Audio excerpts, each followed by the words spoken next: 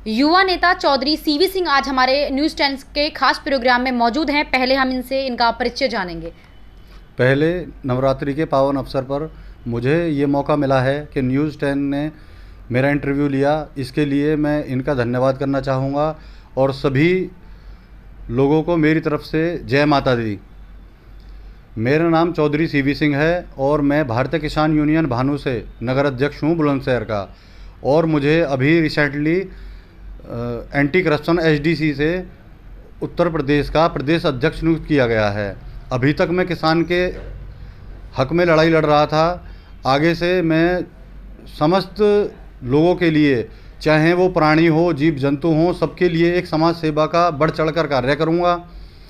और आने वाले समय में मैं उत्तर प्रदेश में अपनी एक टीम का गठन करने जा रहा हूं। जिस किसी भाई को समाज सेवा करनी हो तो मेरे साथ मिलजुल कर इस कार्य को कर सकता है।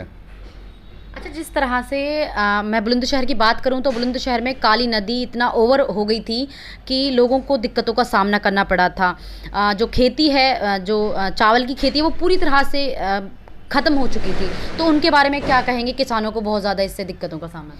अभी इस बार जो हमारी पिछली बार फसल गई है वो सूखाग्रस्त रही थी, तो इसके लिए हमारे जिलाध्यक्ष जी राजकुमार जी हैं भारतीय किसान यूनियन भानु से, उनके आह्वान पर एक ही दिन में बुलंदशहर जिले की समस्त तहसीलों में और मुख्यमंत्री श्री योगी आदित्यनाथ जी को एसडीएम महोदय जी के द्वारा तहसील से हमने एक लेटर दिया, जिसमें प्रदेश को सूखाग्रस्त घोषित करने के लिए और किसानों की जो बिजली माफ़ करने की ट्यूबवेलों की बात थी, उसके लिए हमने योगी आदित्यनाथ जी मुख्यमंत्री जो हैं हमारे, उनके लिए लेटर भेजा था। तो उस पर तत्काल एसडीएम साहब ने उन्हें भेजकर, और मुख्यमंत्री जी ने, मैं उनका धन्यवाद करना चाहूँगा, तत्काल उन्होंने सारे एसडीएम साहब को, डीएम साहब को आदेश दिए कि इस पर एक जांच करी जाए, एक कमेटी का गठन किया जाए और उसे करने के बाद इसका डिसीजन लिया जाएगा। अच्छा, तो आखिर मतलब जो किसानों का सब कुछ जैसे मिटता सा जा रहा है। अभी मैं बात करूं, मैंने अभी भी आपसे यही कहा कि कितना पानी जो जल भराव है वो पूरी तरह से हो चुका था। तो हर बार ही ऐसा होता है, तो क्या ये बंद हो पाएगा या फिर ऐसे ही किसानों के लिए ऐसे ही होता रहेगा? देखो, ये तो एक प्राकृतिक आपदा है, इसमें ना ही तो गवर्नमेंट कुछ कर सकती, ना हम कुछ कर सकते, ना ही किसान कर सकते, ना ही कोई नेता कर सकता। तो लाभ तो मिल सकता ना, पहले भी इसमें लाभ मिलेगा। लाभ के लिए योगी जी को हमने लेटर भेजा है और हमारे जो भानु जी हैं राष्ट्रीय अध्यक्ष भारतीय किसान यूनियन भानु के, उन्होंने भी 2-3 बार मुलाकात की है और एक इसके लिए कमेटी के लिए बातचीत हुई है। इस पे कमेटी बैठेगी और जितने भी किसान भाई हैं उन सबको इसका कुछ ना कुछ लाभ सभी लोगों को मिलेगा जिन जिन का नुकसान हुआ है।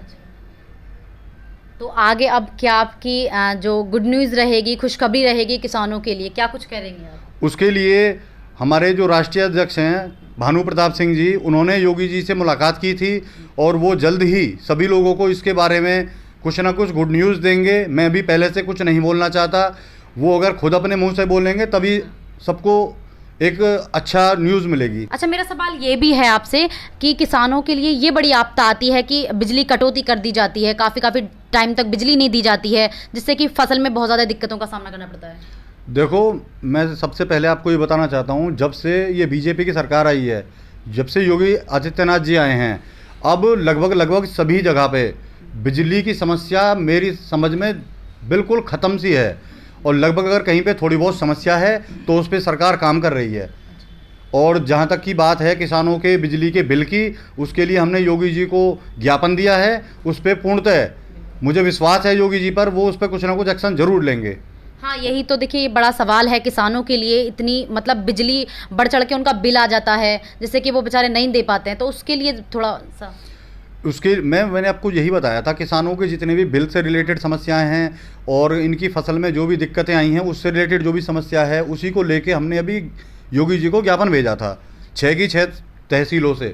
तो उन्होंने जिलाध्यक्ष जी के आह्वान पर ये एक दिन में किया गया था और योगी जी ने तत्काल उस पर न्यूज़ में भी आया था और लखनऊ के न्यूज़पेपर होते हैं उनमें भी आया था। उन्होंने तुरंत कमेटी का गठन करके डीएम साहब एसडीएम साहब से बोला था कि उसके ऊपर जांच करी जाए। जो जो ज़िले सूखाग्रस्त घोषित होने हैं उत्तर प्रदेश में, वो ज़िले सूखाग्रस्त घोषित किए जाएंगे और बिजली के लिए जहाँ जहाँ भी कनेक्शनों पे अवैध तरीके से किसी ने गलत तरीके से अगर कोई बिल बना रहा है या उसका कुछ भी गलत कार्य कर रहा है तो उसके साथ हमारी भारतीय किसान यूनियन के साथ साथ योगी जी सख्ती से निपटेंगे। जैसे कि गांव में है 24 घंटे बिजली का आह्वान चलाया है प्रदेश के मुखिया योगी आदित्यनाथ जी ने, नहीं मिल पा रही है उनको बिजली, काफ़ी शिकायतें ऐसी गांव की आती हैं, तो उन पर क्या कहेंगे? देखो ऐसा है, मैंने भी बताया था आपको कि एक साथ सारी चीज़ें पूरी नहीं होती, बहुत सारी कमियां थी, धीरे धीरे कमियां दूर होंगी। पहले बहुत से ऐसे हमारे गांव थे जहां पर बिल्कुल भी बिजली नहीं थी, वहां तक बिजली पहुंची है, सभी लोगों को फ्री में सिलेंडर मिले हैं, सबको घर मिले हैं, मकान मिले हैं, कच्चे मकान बने हैं, सारी चीज़ें मिली हैं। हर किसान को साल में 2 बार उन्हें पैसे भी दिए जाते हैं। हाँ। तो धीरे धीरे सारी चीज़ें सुधार हो रही हैं, एक साथ नहीं सुधार होगी।